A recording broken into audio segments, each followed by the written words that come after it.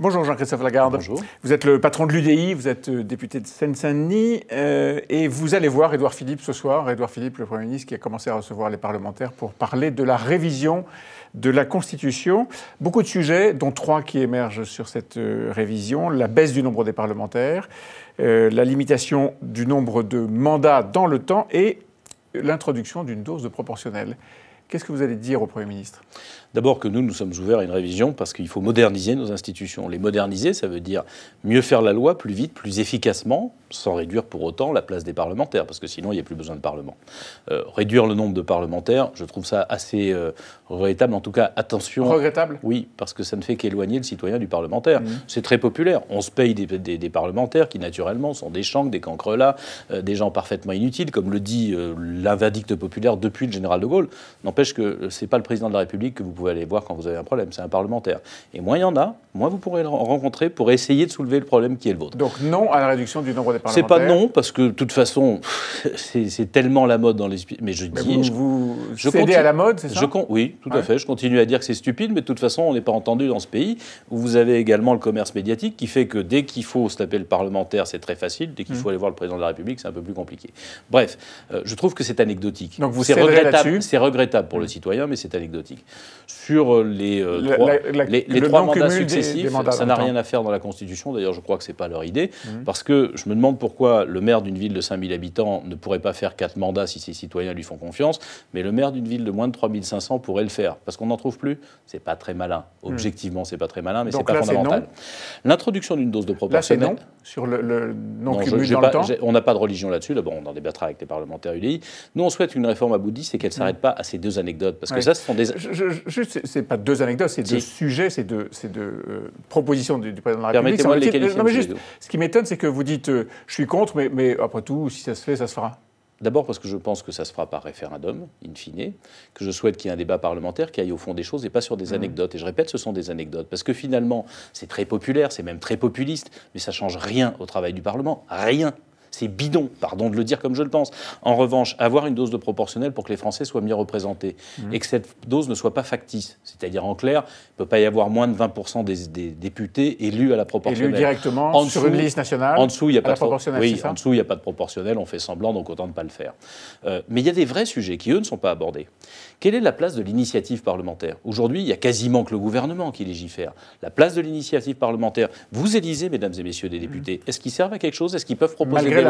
Les réformes constitutionnelles et les réformes parlementaires ça ne fonctionne pas. Sous le quinquennat de Sarkozy ? Ça ne fonctionne pas. Est-ce que vous savez, par exemple, qu'un groupe comme le nôtre aujourd'hui, qui compte plus de 30 députés, peut une fois par an, une journée par an, une, pas 2, oh là, attention, 2 c'est dangereux l'initiative parlementaire. Voir sa fenêtre. Proposer des initiatives, et ça veut dire 3 propositions de loi par an.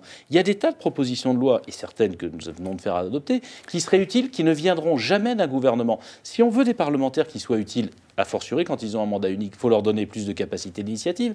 Pourquoi aujourd'hui on limite le droit à commission d'enquête ? Vous avez le droit à faire une commission d'enquête sur ce que fait l'État une fois par an, pas 2. Attention, c'est dangereux. Non mais de qui on se moque ? Donc le vrai sujet par groupe parlementaire. Une fois par groupe, oui, ben ça fait, reconnaissez-le, pas grand-chose. Non, pas grand-chose, mais ça fait un grand nombre de commissions parlementaires. Vous savez ce qui se passe ? Chaque groupe parlementaire se pose la question, par exemple, il y a l'affaire Lactalis. Alors, est-ce qu'on va faire une commission ? Oui, mais si jamais il y a quelque chose de plus grave après, alors on le fait pas tout de suite. Donc vous voulez davantage de droits pour les parlementaires. La question pour vous, ça n'est pas réduire le nombre des parlementaires, ni limiter leur réélection possible, c'est leur donner plus de pouvoir. Oui, alors pour 2 raisons.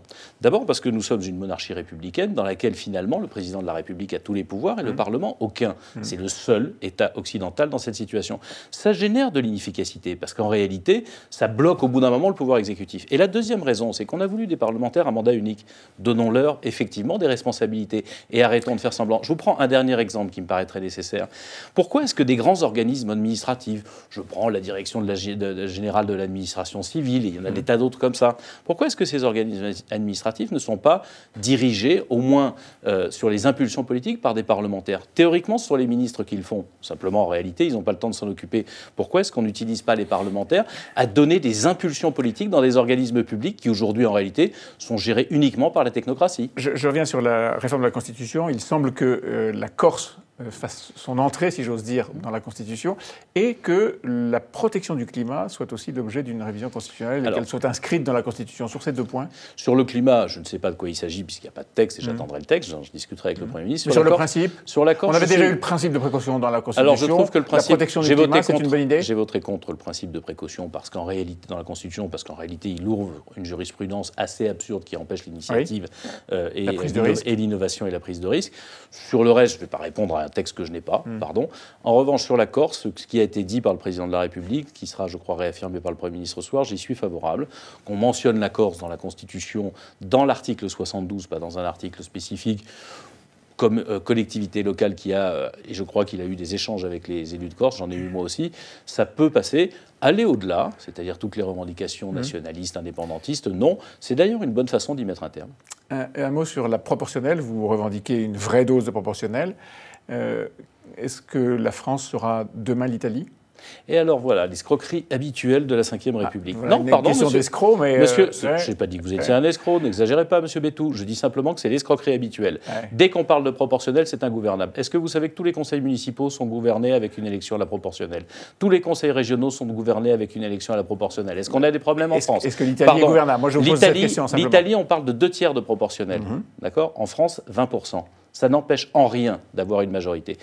En France, on a le culte de la monarchie. Alors, dans ces cas-là, abolissons la République et décidons qu'on élit un roi tous les 5 ans. Il peut y avoir un scrutin majoritaire à 2 tours qui n'est pas forcément monarchique. Et qui est absolument antidémocratique. Avec 34% des voix, Emmanuel Macron a plus de 50% de l'Assemblée nationale et n'a besoin de discuter avec personne. C'est démocratique? Vous discutez avec... En Italie, regardez bien, en Italie, il y a les 2 tiers de la proportionnelle et ils ont du mal à gouverner parce que c'est trop. En France, il n'y a pas de proportionnelle du tout. Avec 1 tiers des voix, vous gouvernez tout seul. Est-ce que c'est logique? Quand c'est Emmanuel Macron, quand c'est Nicolas Sarkozy, quand c'est François Hollande, tout le monde s'en plaint. Quand il s'agit de faire en sorte que des partis qui représentent quelque chose siègent au Parlement et du coup d'obliger l'exécutif à discuter avec le Parlement, c'est-à-dire avec les représentants des Français, c'est mieux que les manifestations dans la rue. Pardon, je termine, parce que je sais bien que ce n'est pas excitant. Si, c'est tout à fait excitant. Et d'ailleurs, je vais vous poser une question d'actualité là-dessus. Le scrutin majoritaire à 2 tours oblige à des alliances avant le premier tour ou entre le premier et le deuxième tour. Et d'ailleurs, on en a la démonstration en ce moment, puisque vous soutenez des candidats de La République En Marche en Guyane, en Haute-Garonne, ce que la proportionnelle n'aurait pas permis de faire éventuellement. Est-ce que c'est une manifestation du fait que vous êtes un des satellites de la majorité actuelle ? Non, nous figurons toujours dans l'opposition. Simplement, quelle est la situation en Guyane? Mais vous soutenez encore une fois des Quelle est la situation en Guyane, monsieur Bétou? Le candidat en face du candidat de La République En Marche, c'est un candidat de la France Insoumise. Est-ce que je suis plus près d'un candidat de La République En Marche qu'un candidat de la France Insoumise? Oui, et je pense que la Guyane n'a pas besoin d'un député inutile qui serait là pour faire le cinéma de Mélenchon et pas pour faire avancer la Guyane. Même chose en Haute-Garonne. Qui est le candidat en face du candidat de La République En Marche? C'est une candidate socialiste qui veut succéder à la présidente de région socialiste. Je ne suis pas là pour favoriser le retour des candidats Hollande. Et pardon, dans d'autres territoires, nous avons soutenu des candidats républicains parce qu'ils avaient des lignes politiques compatibles avec nous. Puisque vous avez annoncé que vous ne feriez plus d'alliance. Non, vous allez me laisser terminer. Vous n'allez pas interpréter, monsieur Bétou, ça suffit. Vous n'allez pas interpréter mes réponses, je vous les donne. Vous les écoutez, s'il vous plaît, vous les entendez. Vous ne feriez plus d'alliance avec Laurent Wauquiez, c'est ça? Il se trouve, vous allez entendre une réponse jusqu'à la fin, il se trouve que nous avons soutenu des candidats républicains lorsqu'ils étaient compatibles avec nos idées, et notamment certains jupéistes. Je ne vais quand même pas aller combattre des gens que je soutenais il y a 6 mois et qui disent la même chose que moi. Et que le parti Les Républicains et M. Wauquiez et sa direction est dans une dérive qui ne permet plus d'alliance nationale. J'ai dit que je continuerai à travailler avec des gens comme Christian Estrosi, avec Valérie Pécresse, avec Xavier Bertrand qui a quitté depuis Les Républicains. Il y a de plus en plus de gens qui quittent Les Républicains, mais on ne nous enfermera pas, pardon de vous le dire, dans une petite boîte qui serait, vous êtes avec tous les Républicains ou contre tous les Républicains, il n'y aura plus d'accord. Moi, je lis vos déclations et vous dites, je ne ferai plus d'alliance avec les Républicains. Et je vais même vous dire que, par exemple, en Espagne, vous voulez de l'actualité? En Espagne, il y a une élection législative partielle. Nous sommes en train de débattre, de soutenir ou pas un candidat dans cette circonscription des Français et l'étranger. Et nous verrons bien. Peut-être, d'ailleurs, serons-nous là aussi amenés à soutenir quelqu'un de plus proche de nous, quelqu'un de La République En Marche. Donc pas d'alliance avec les Républicains de Laurent Wauquiez. De façon globale, non, ce qui n'exclut pas le soutien à certains élus lorsque nous sommes compatibles. C'est ce que je voulais formuler. Merci beaucoup, Jean-Christophe Lagarde. Merci à vous.